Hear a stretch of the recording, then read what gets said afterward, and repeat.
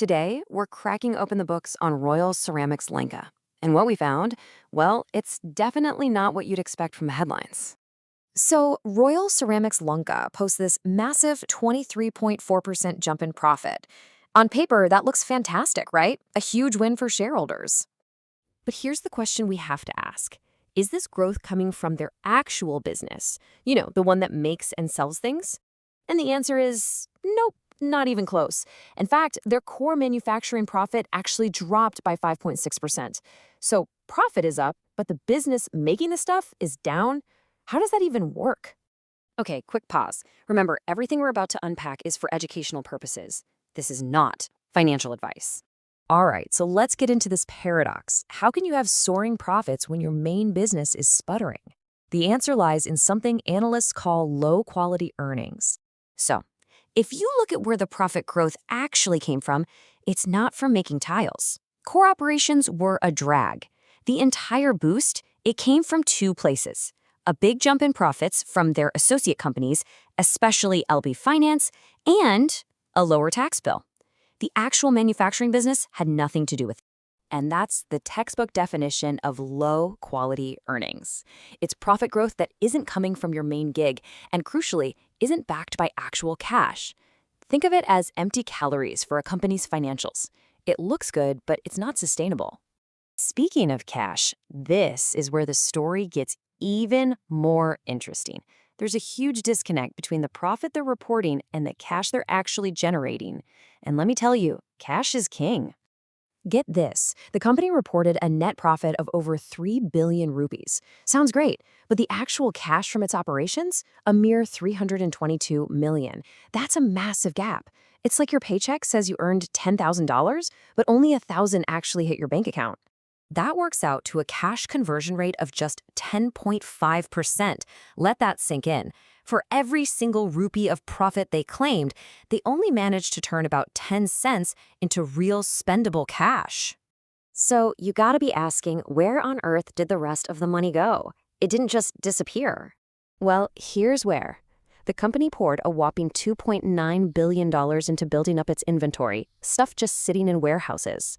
Then another $1.9 billion on capital projects. And how did they pay for all this? Not with profits. They took on $1.6 billion in new debt. And that inventory problem is a big one. On average, their products sit on a shelf for 300 days before being sold. That's nearly a year. Imagine making something and not getting paid for it for 10 months. All that cash is just frozen, and that's incredibly risky.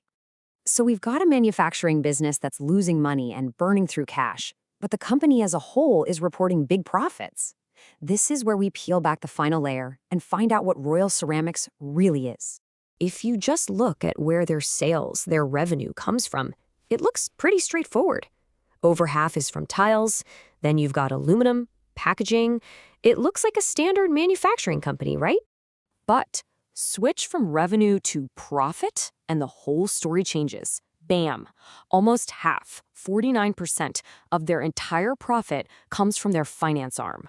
Meanwhile, the tile business, their biggest revenue source, it only kicks in about 27% of the profit. This is the real engine of the company. So what does this all mean?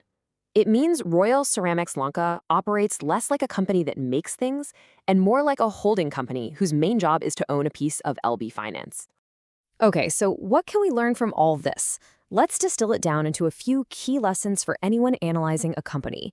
And hey, if you're getting value out of this deep dive, do me a favor and hit that like button and subscribe. It really helps.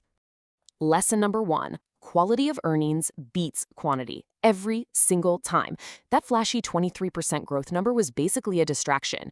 You always have to ask, where is this profit coming from and is it turning into cold, hard cash? Lesson 2 is to watch out for the working capital trap. A company can look profitable on paper but go broke because all its cash is stuck. In RCL's case, it's stuck in inventory that sits around for 300 days. That forces them to borrow money just to stay afloat, which can become a dangerous spiral.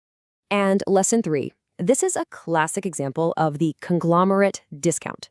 The market knows that to get access to the crown jewel, the finance business, you also have to buy into all these other struggling, cash-burning manufacturing arms. And investors usually aren't willing to pay a premium for that. So to sum it all up, our final verdict is this. Royal Ceramics Lanka is essentially a low-return, cash-burning manufacturer that's being kept afloat by its high-quality financial investments. The core business just isn't pulling its own weight. And that leaves us with one final thought for you. The next time you look at a company's report, are you just seeing the business it claims to be, or are you digging deeper to find the business it truly is?